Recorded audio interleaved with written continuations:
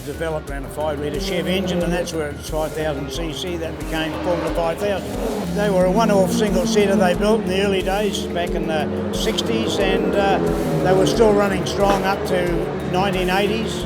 And like any car, they phase out, but they're a magic motor car, and you need to drive one to know just what I mean.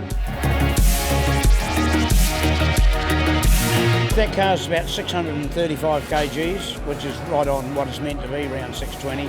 And they run a 5-speed Hewland gearbox in them. Gearbox maybe, it's not too weak, but there's a lot of power going through them now, a bit more than they had in the early days. The early days are around 530 horsepower, they're up close to 6 now. And they run 19-inch rear wheels, 11-inch fronts on them, and that's what they ran in those days.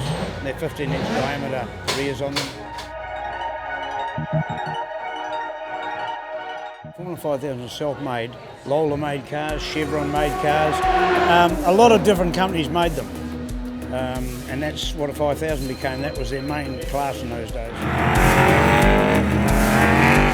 Now, a nice car to drive, you've got to you don't have to manhandle them. You drive them smooth and they're fast. You drive them wild and they feel good and look good, but they're not fast.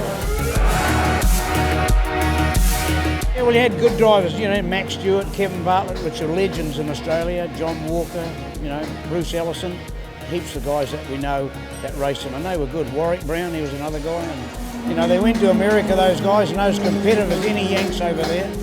And they were just a good car and a good car to drive.